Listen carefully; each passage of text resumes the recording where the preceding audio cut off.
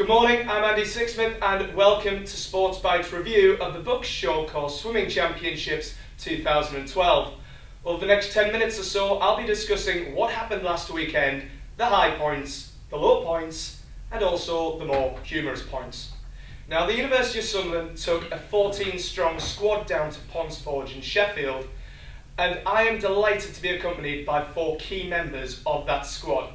We have Sam Talentire, Social Secretary, Alex Council, Coach and Vice President, and Ben Herring and Dima Isakawa, who are both swimmers on the team. So guys, first and foremost, can each of you tell me what the best moment of that weekend was? Sam first.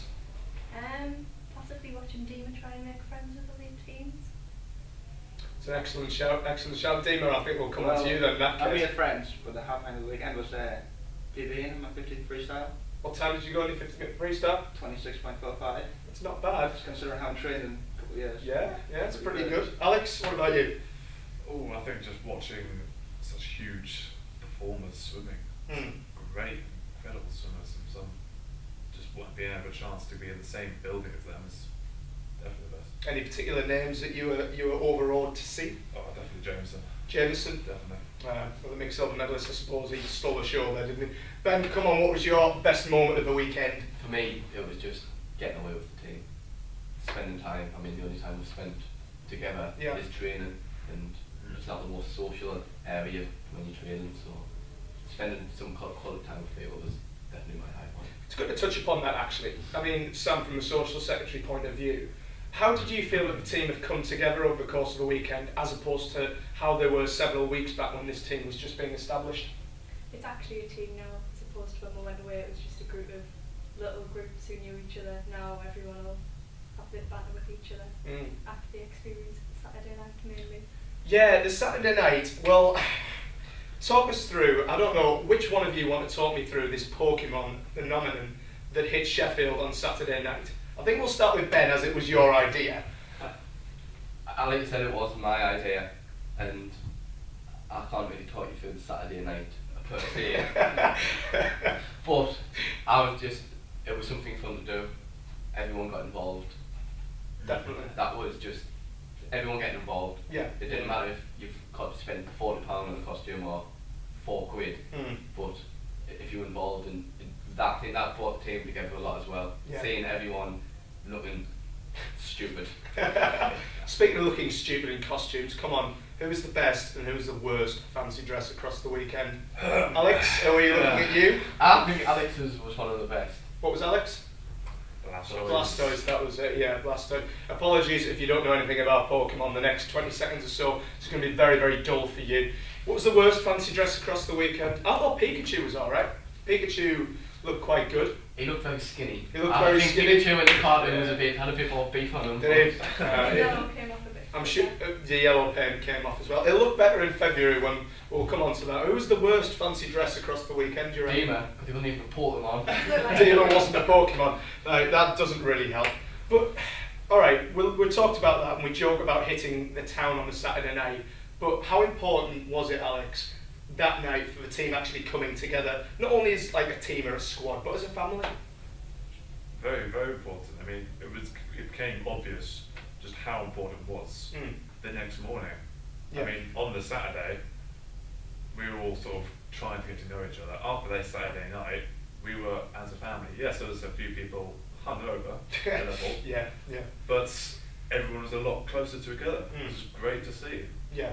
No, I mean, from a personal perspective, I thought that the team really did gel together over the weekend, and it is more so now a family of mates rather than an actual sports team, which, you know, is what the kind of thing we want to go for. I mean, first and foremost, what would you actually change from a committee perspective, Alex and Sam? What would you change about the weekend? Next time forward kits, look a bit more professional. Look a bit more professional. Okay, alright. The suits were alright though, I thought, suits were good. on the way down. Alex, what would you change about the weekend? I'm not sure I'll change anything, to be honest. I think it went Quite satisfied? that well, I'd say. For the first competition away, pretty damn happy. That's not bad. I mean, you mentioned competition, that word there. We've got Ben and Dima who did pretty much the same events, 50-metre fly, 100-metre freestyle. What's the rivalry like between you? Is it a friendly rivalry? What does it stretch back to?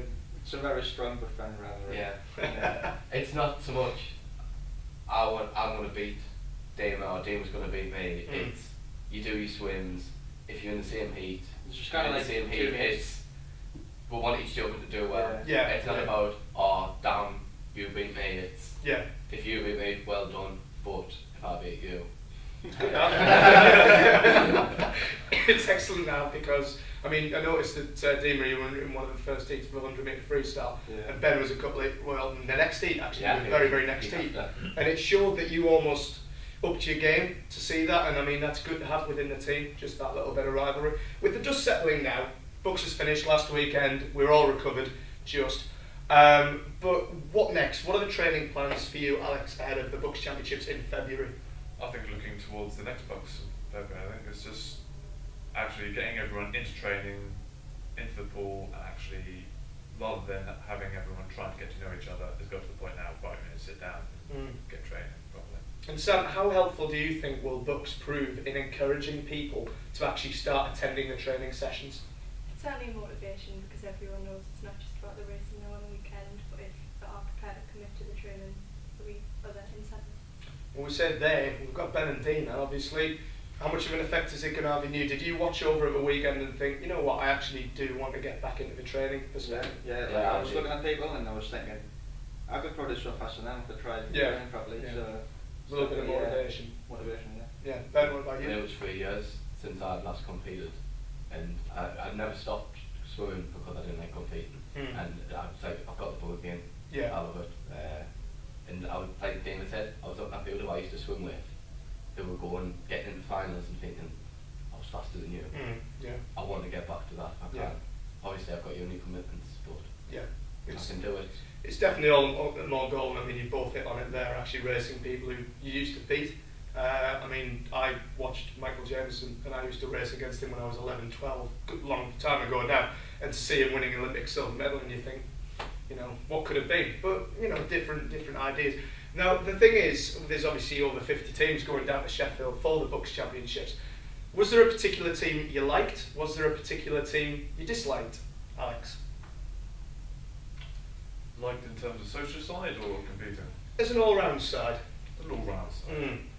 I think we sort of, with the team sort of sitting next to us, got along very well. The Westminster, they were a new team coming in, which ended up socialising with them very easily. Yeah. Sam, what about you? I enjoyed Durham's attempt at dancing. Enjoyed Durham's attempt at dance. Just to fill you in, folks, Durham was one of their guys' birthdays on the weekend, and they decided to embark on an impromptu version of the Gangnam Style dance move right across the end of a pool. If you haven't seen it, I'm sure if you check our Facebook page or even YouTube it, it will pop up. It's definitely worth seeing, I would have said. What about you, Ben? Any particular team that you disliked? Sterling. All right, that's a one out of left field. Why Sterling? I didn't feel like they were there to be friendly. They were very, I think it was the word. Too competitive. Too competitive. You could say it wasn't about having fun and doing well. It was about doing well, and that was it. Yeah. Whereas I think Bath and Loughborough, even though they are like very high performers, you could see they still wanted to have a good time. Yeah. And they were having a laugh and they wanted to.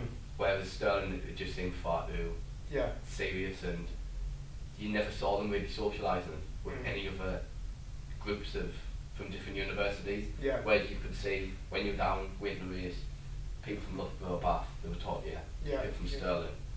Just.